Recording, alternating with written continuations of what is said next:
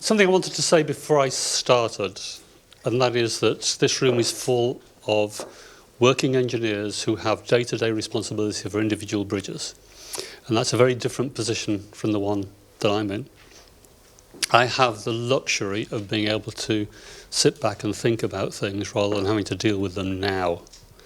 And that gives me the opportunity to see things in a different light.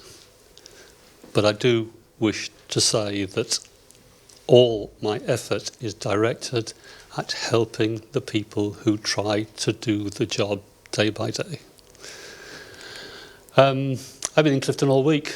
I've been playing around underneath bridges in dark and difficult vaults, and if you look at this picture you can see why I'm feeling a little stiff and tired, although you can see that I was also enjoying myself.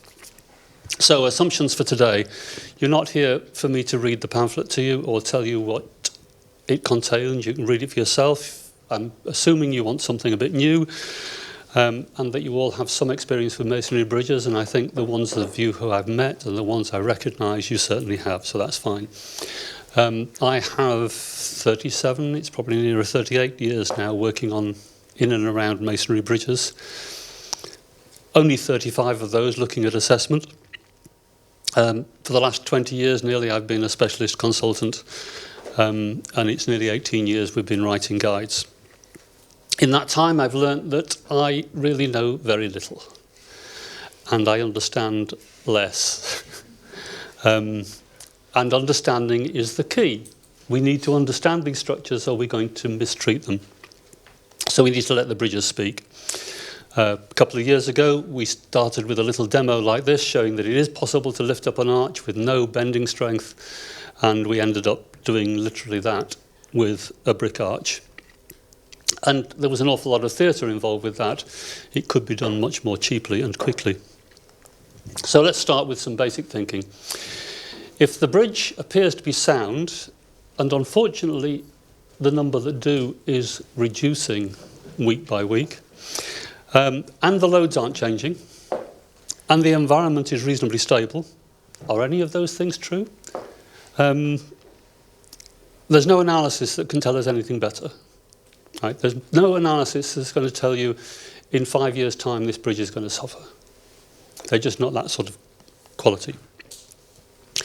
If the analysis conflicts with your observation, then either you're doing the sums wrong or you're doing the wrong sums. Most likely you're doing the wrong sums. But that doesn't mean that the bridge is going to be okay tomorrow. If the calculations say it's okay, then that's no excuse for standing back and saying we don't need to inspect the bridge, because every bridge is suffering different conditions today from yesterday and different conditions from the bridge next door, and you need to look at them because nothing else can tell you as much as looking at the bridges. Failures seem to occur because the environment changes and the loading changes, both in magnitude and frequency. I'm still to be convinced that the speed of the vehicles is really an issue, especially on the modern suspension systems. So Richard Feynman, in his report on the Challenger disaster, said that for successful technology, engineering must take precedence over public relations. Nature can't be fooled. The bridge will behave as it's going to behave, whatever your thinking and calculations say. So take it in. The Royal Society, when it was founded, put in its motto, nullis in verba, which literally means by no man's word, but actually means don't believe anybody, work it out for yourself. Think about what you're doing, otherwise we're doomed to learn nothing.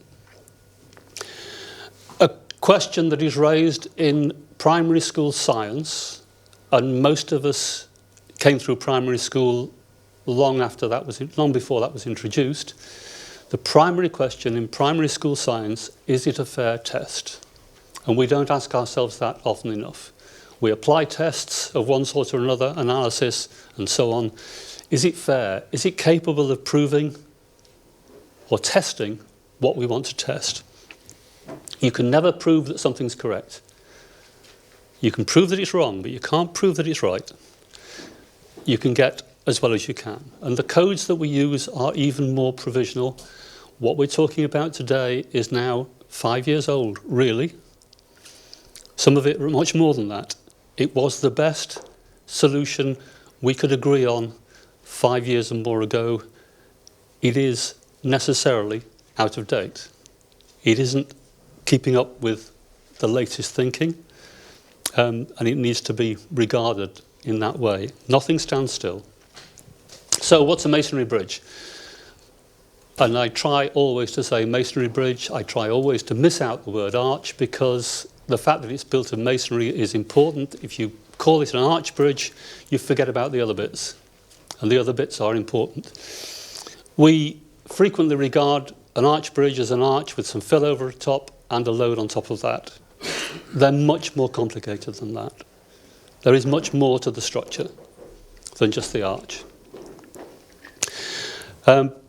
If you look in a viaduct, and Mr. Hitler some years ago kindly gave us the opportunity to look inside this one, and we find it's solid up to about here, solid brickwork. Then there are these walls and arches over the top, and the railways on top of that.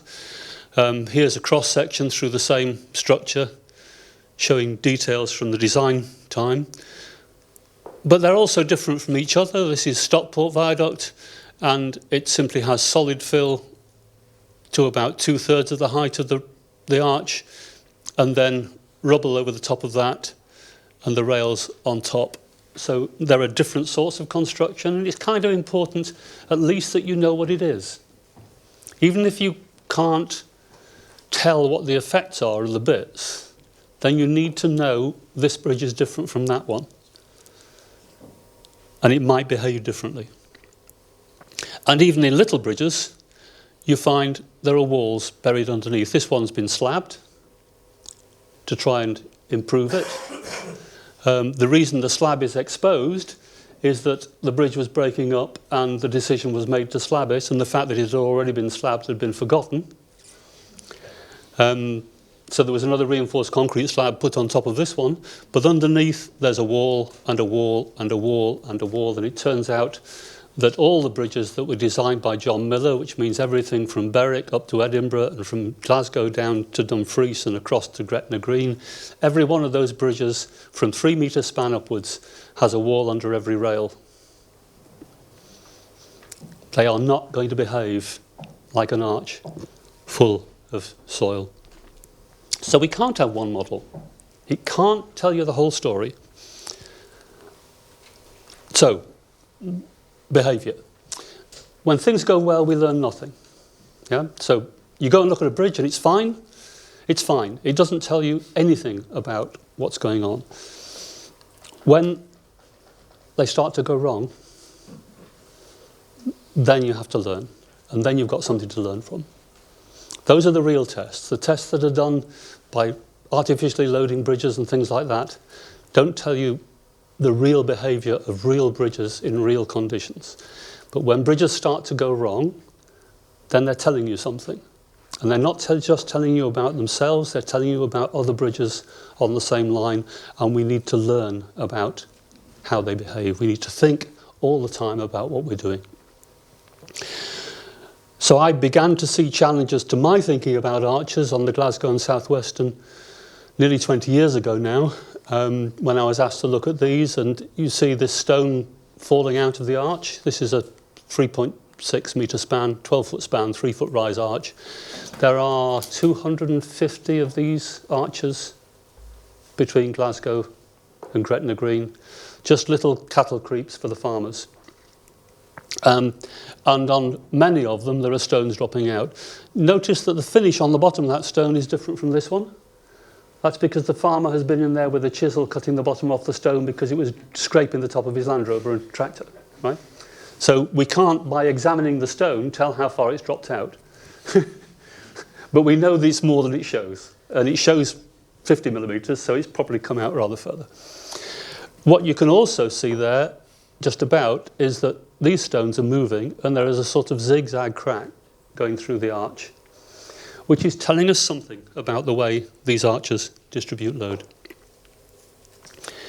The rules that we have are based on tests that were done in 1935 by a guy called Davey from the Building Research Establishment, and here is the final collapse of one of the bridges he tested, and it doesn't show an effective strip, really, does it? It shows a very local punch.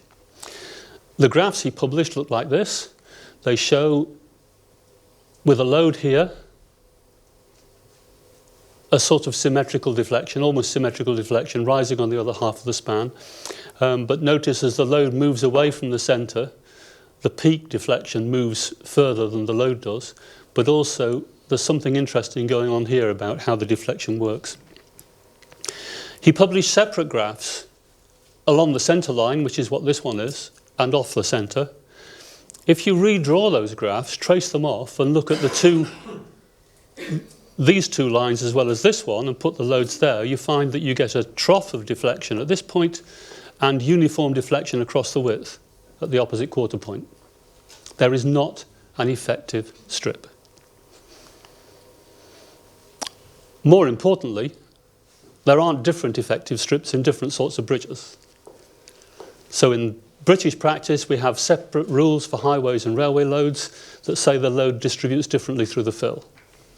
How does the soil know whether there's a railway on top or a road on top? In scientific parlance, it's called not invented here. Right? The road guys did their work, and then the railway people came along and said, we can do better than that. Not necessarily better, definitely different. It adds to a bit of fun. At shallow depth, you get really very small distribution. I'll say a bit more later on in a couple of days about how we know that. As the fill depth goes up, you get more and more distribution through the fill. At about a metre depth, the load distribution really becomes significant, and eventually the live load becomes trivial. Membrane action in the arch means that the load spreads out like this. So you put a concentrated load, it hits the arch, and it spreads out towards the springing. And that changes the thrust line completely. The interaction between dead load and live load changes as you move towards the abutment. And it changes the behaviour. What it means is that it isn't possible with a patch load to create a mechanism failure. You'll punch a hole in the bridge first. Tunnel behaviour is quite a good test. The first underground railway in London was built like this. The abutments are the same thickness as the crown. There's traffic over the top of here. It's a bridge, but the abutment has no thickness. In railway bridge practice, the abutments have enormous construction. Because the railway bridge is narrow, the tunnel goes on forever. There's enough distribution. These things work. These work as well, but there's a reason why this abutment is different from that one, and it's to do with the way the load is distributed through. And if you do a membrane-type distribution, you start to see how the thrust can flow around those structures.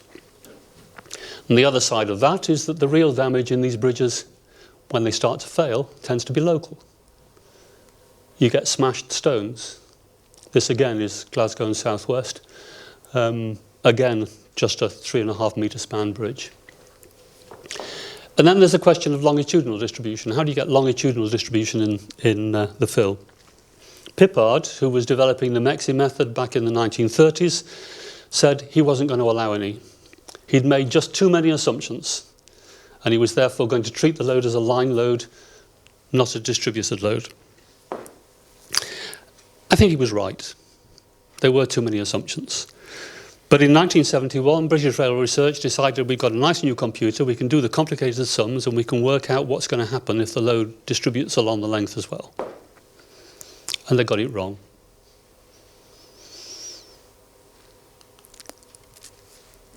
I'll say a little bit more in a moment about how they got it wrong.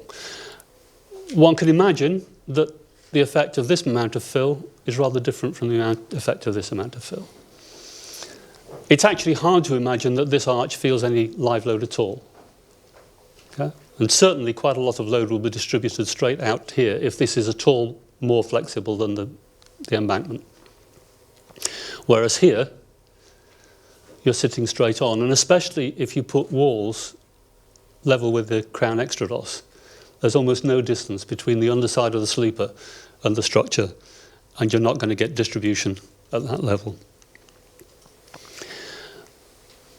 The model says distribution is limited to the width of the sleeper, so although we get a quarter, a half, a quarter at this level, sorry, that middle half can never distribute to more than 750 millimetres. That's clearly nonsense, isn't it? This is actually a representation of a sort of wave effect, and the wave gets bigger and flatter the further down you go. Really don't need to worry about the arch under a big embankment, except if it's a very big, very wide embankment and you have massive amounts of dead load over the centre and very little at the edges, then you get something different. What really happens is you get negligible distribution at shallow depth, but you get this sort of bell effect, which spreads the load further down. And where that started to appear was in the difference between this bridge and this one. Notice here the wall has been extended, more ballast put on top. One of my friend network rail engineers some years ago said, what you've got to understand, Bill, is the permanent way guys think the world is sinking. They keep putting more ballast on, and they'll keep putting more ballast on wherever they can. The only place they can't is when they've got it underneath a bridge. So this is what happens if there's an overbridge nearby. The depth stays the same, but if there isn't an overbridge nearby, they'll keep piling up ballast, and they'll put boards against the railings, and when they start to fail, they'll build brickwork up to hold it in, and the thing will just keep going up and you'll keep getting more fill. This bridge is fine. This one is a mess. We can do better. We must do better. We need some more properly directed research to develop better models of behaviour. And it's going to take time, and it's going to need investment, but the investment is necessary. And if we can't predict damage, is there any real value in doing calculations? Now, this is the proprietor of a piece of software talking, yeah? I'm quite happy to sell you the software that applies the rules and gives you the answers, but the answers don't provide you with the warning you need. So we still have a lot to learn. Skew bridges. The books tell you that skew bridges try to span square. It's sort of true, but it's based on an understanding of slab bridges. Slab bridges have almost no torsional stiffness. And as a result, the loads concentrate, and the abutments are effectively rigid.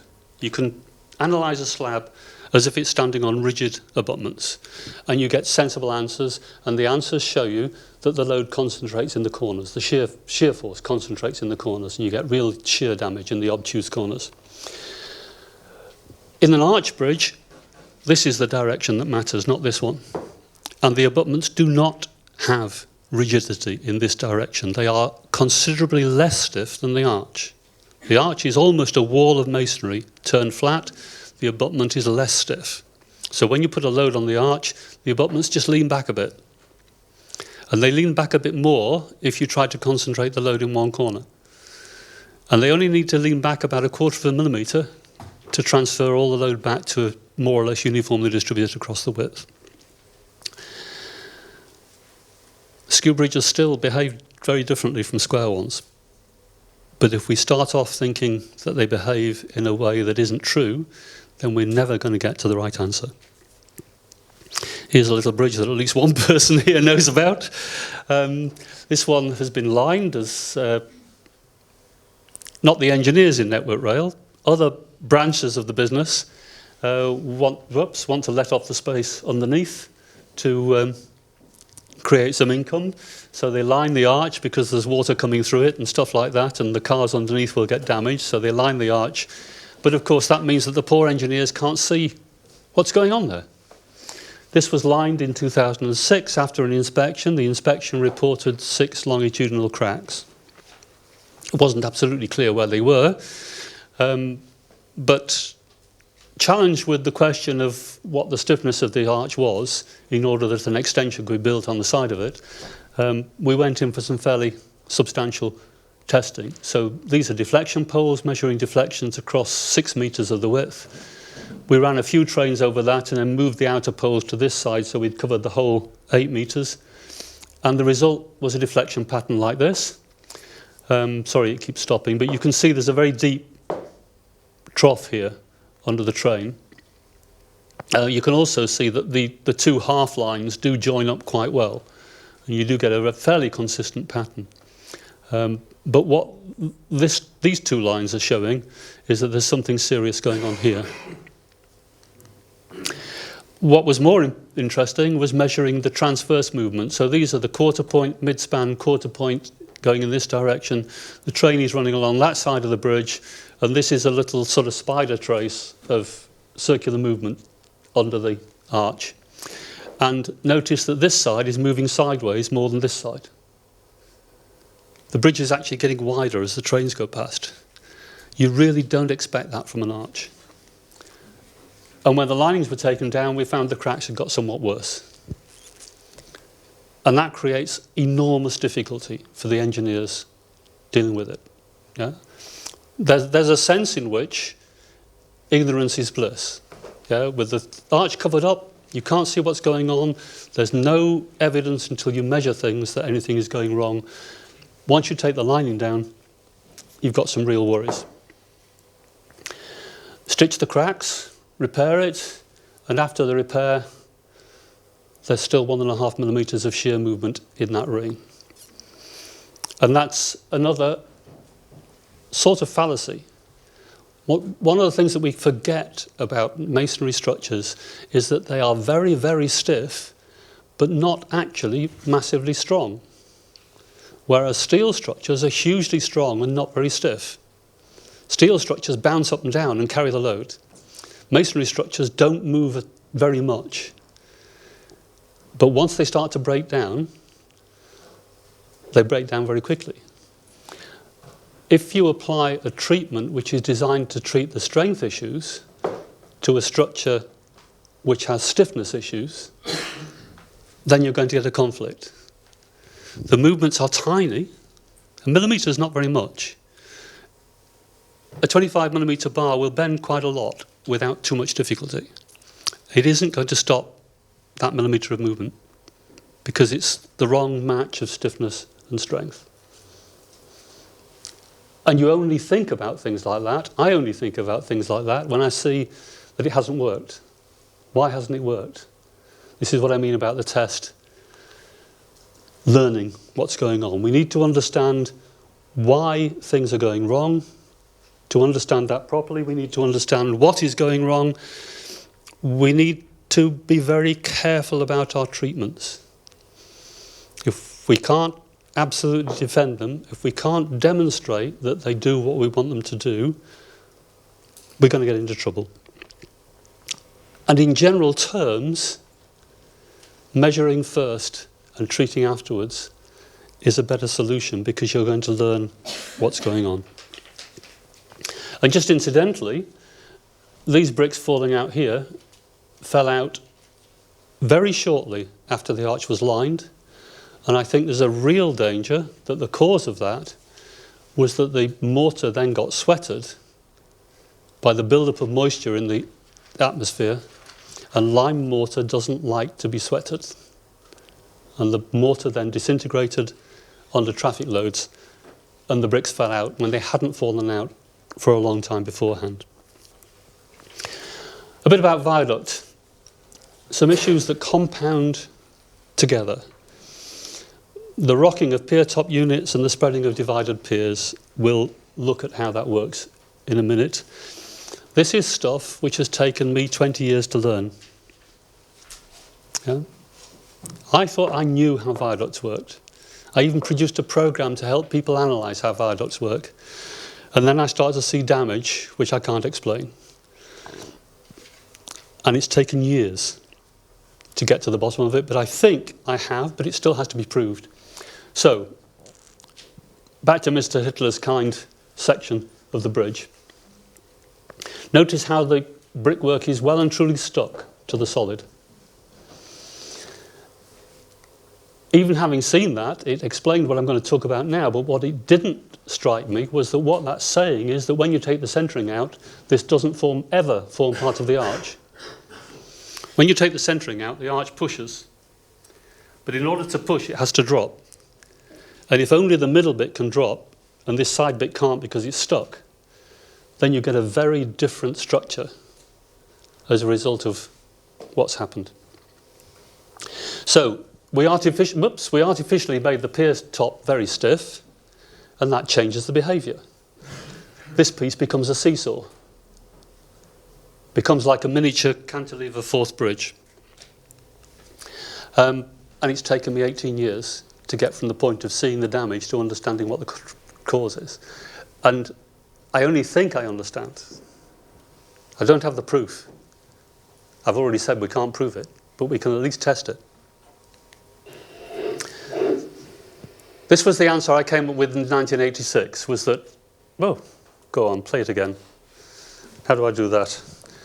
I think, possibly if I do that. No, if I go back and forward again. Has it locked? Yeah? When you push down on this span, that span goes up. In the course of going up, it pushes harder and resists the sway. Nice idea. If you make the piece over the pier rigid, the behaviour becomes very different. The upward deflection is coupled directly to the downward deflection. You get no change in span, you get no change in thrust, there's no balancing support. And it didn't matter until we changed the vehicles. So what we have is a corbel, which was always a corbel, even under dead load, and a piece of arch in the middle. And then when we start to run load over it, things get really interesting, especially now we have long vehicles. Because when you have a long vehicle, you can now put 100 tons in one span and nothing in the span each side. So each of these cantilevers has 100 tons on one end. And 100 tons is actually commensurate with the weight of the bridge, which it's never been before.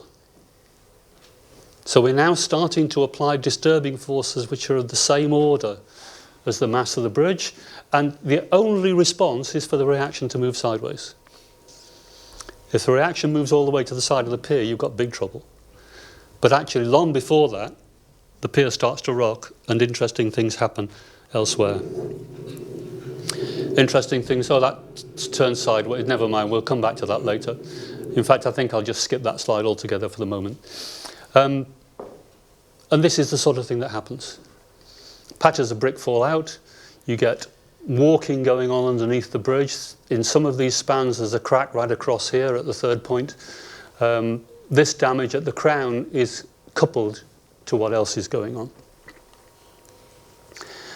And what about divided piers? They're called relieving arches. What do they relieve? Well, they don't relieve the weight. They take about 2% out of the weight of the viaduct. It just makes no difference at all. They relieve the view. Yeah? If these were solid piers, that would be like a dam across there. They relieve the view. They're wonderful for that. They're an architectural feature, not an engineering one. But gosh, do they cause trouble. Yeah? So back in 2002, the first code I tried to write for Network Rail, I looked at this and I said, well, part of the reason this cracks is that we've got the thrust going outwards like this and doing this, and the bottom hogs and doesn't resist the thrust at the top. I didn't then think that actually the implication of that is that this is going to split here as well, but it does. And when that happens, you get this pattern. All the load is down the inside of the legs. You've got a crack there and there, crack there and there, crack there and there. And as what on earth is going on in this viaduct as the load goes backwards and forwards? So the load goes a long ways. We've already got the piece going like this, and it's now balanced on 2 points. Interesting. And surprisingly enough, you start to get damage on the outside of the pier legs where the bricks have no load in them, but they're being shaken about. And here is the viaduct we were just looking at, which is Balcombe in Sussex, with the demonstrable V in the courses. It wasn't built like that. The foundations have gone down at the end. broken its back. And a side effect of that is, you see that moving? The skew back is actually lifted off the pier.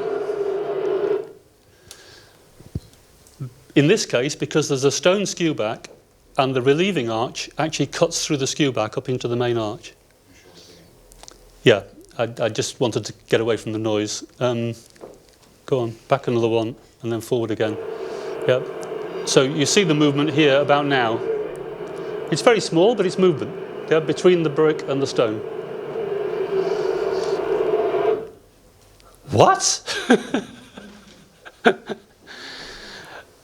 At the same time, this has been patched twice, obviously, but there's an obvious movement crack there. There's an obvious movement crack there. There's one almost visible just over the top of the string course. A horizontal crack at the bottom of the parapet. Interesting. Bit of movement there. This is the bottom of the parapet. And it's going up and down.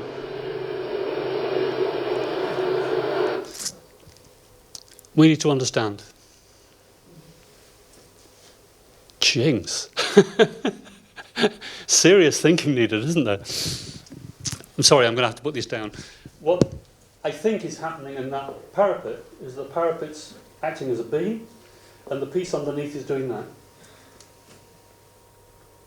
on top of the pier.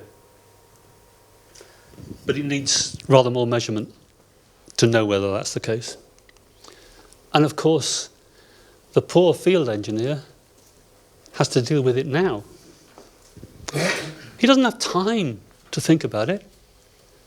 He has to deal with it now. He has to get to the point where he is satisfied, or she is satisfied, that it's safe to run trains over this bridge. So we need to think a lot about it. We're running out of time, aren't we? I'm coasting a bit this morning, sorry. So what are the aims of inspection? Yeah. We need to know the geometry, we need to know materials, we need to know the construction. Really, it would be kind of good to know the loading, the weight and frequency, and possibly the speed. We need to know what damage there is, and that is to say what condition the bridge is in. Geometry, shape is everything. If you don't get the shape right, then there's no chance of getting the answer right, because these structures are shape dependent. It's actually easy to get right, but it's very, very often wrong.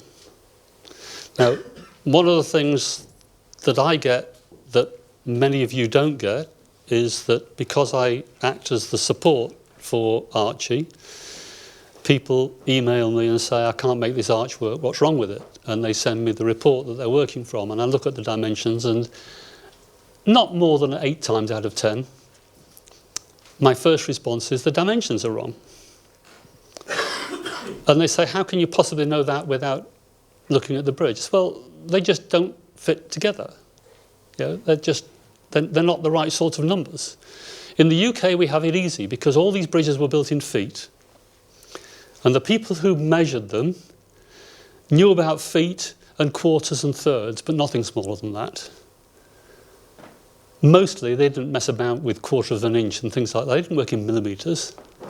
They worked in centimetres, basically, and in decimetres, in modern terms. And if the span isn't a round, sensible number, and if the rise isn't a round, sensible number, and if the radius isn't a round, sensible number, you've probably measured it wrong. And yet, I regularly see measurements on viaducts which have all the spans different. What? They made different centres for every span? Don't think so. Really don't think so. As far as the material's concerned, the strength is only really significant if it's very, very low, by which I mean down in the order of 1 megapascal. By the time you get to 2 megapascals, your average arch bridge is plenty strong enough. Plenty strong enough. Durability changes a bit. But certainly I've seen railway viaducts where the bricks could be rubbed away, not with your fingernail, rubbed away with your thumb. That sort of strength.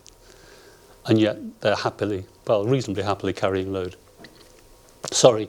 You need to look at patching and pointing. Where is the damage? Why is the damage there? Is there anything we can learn from that? By construction, we really mean internal geometry, don't we? What is there in this structure that's hidden? Is there masonry backing? Are there internal walls, longitudinal walls? Are there internal cross walls? At what level are things capped off? Where do the drains go to, if there are any drains? If there aren't any drains, you've probably got trouble as well.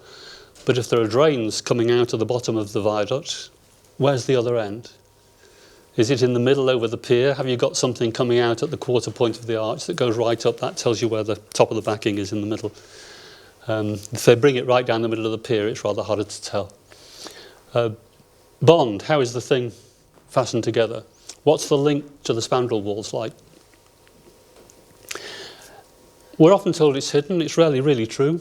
And please remember that railway lines were built in big contracts and there are lots and lots of essentially identical bridges.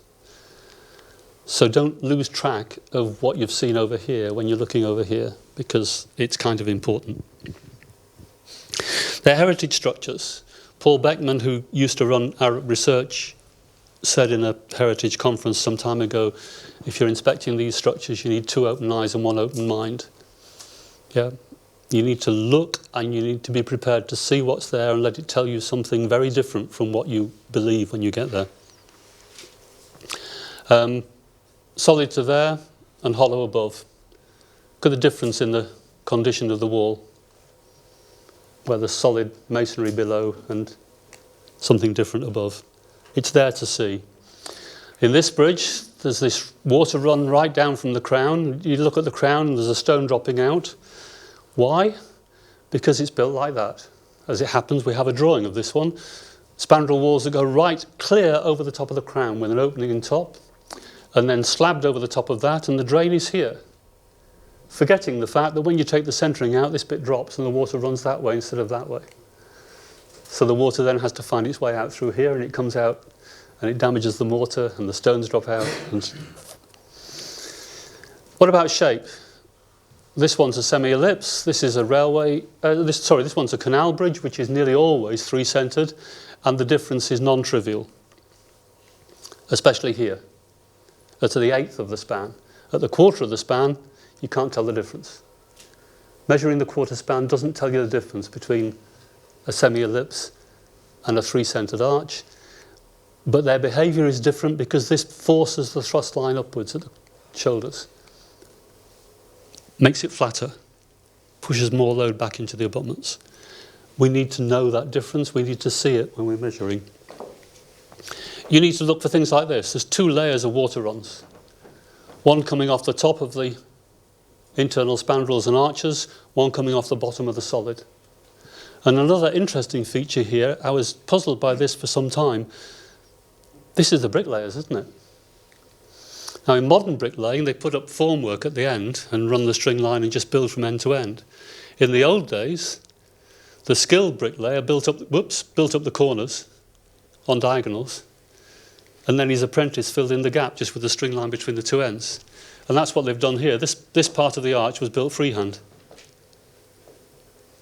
And the bricklayer built that little bit of curve, corbelled out, didn't need any centering. The centering can't start here because there's a string course below it and you'd not get it out. The centering starts up there.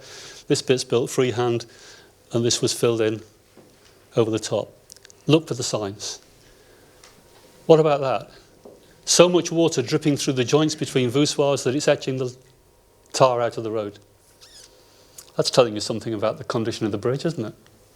Look down as well as up. I've said most site surveys that I see aren't fit for purpose. People are starting to say that a laser scan is the answer to everything. It isn't. It's the triumph of data over information.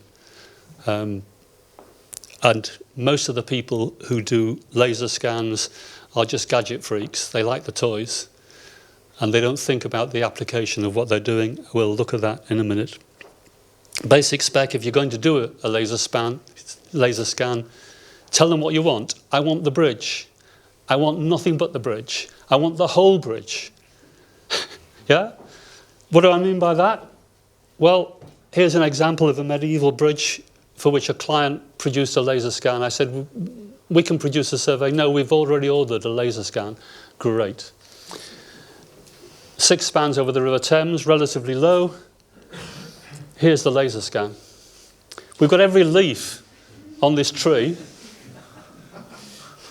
And there's the bridge, right? And what was supplied was this with a viewer, so you could cruise around it and look at it.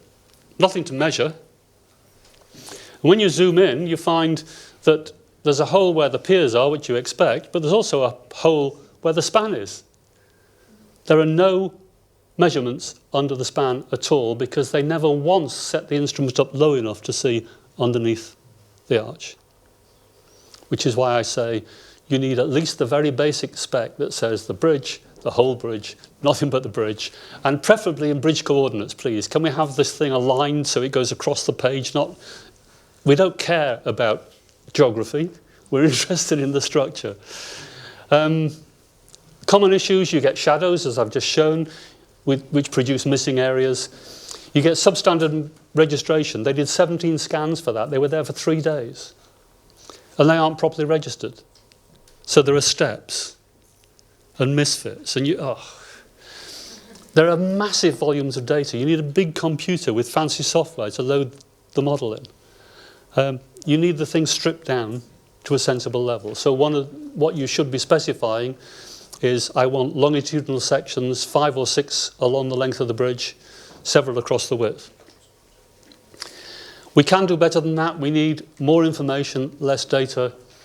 Photogrammetry does it. Am I okay just for a couple of minutes? Yeah. So this is the same bridge done just cruising around in a boat with a camera, taking photographs and producing a model which is really quite stunning quality. All this obstruction, which just features in the laser scan, disappears because we could get the camera in behind it and photograph locally and build into the model a sensible view. Technology is improving vastly. We can do orthographic projections, looking upwards, showing the whole span in detail, which will show you a crack that's less than a millimetre wide. It's worth a lot. And then what do you start to learn? Well, here's a railway bridge, a day's work, taking photographs using a camera and a pole. Do we really need it? Well, it turns out we did.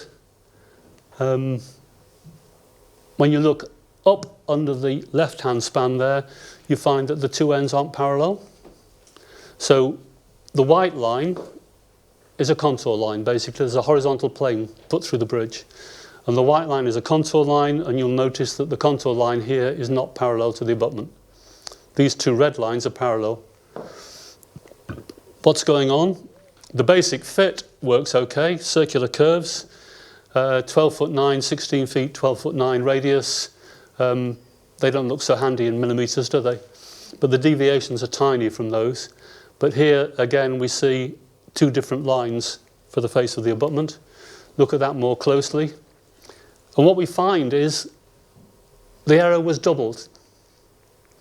So somebody set the abutment out, the foundation is offline. They realised the foundation was offline and they corrected it, but they double corrected it. So the abutment is sitting squint to the foundation and squint to the bridge. And the arch looks like that. If you look at a section through the 2 ends, the span is different at 2 ends. And you can't work that out by counting bricks because the bridge is very slightly skew, so it really is quite hard. Bigger models, better detail, true orthographic projection can tell you an awful lot, and it can be done quite cheaply. And finally, some stuff about the dire quality of inspection. What's wrong with these dimensions?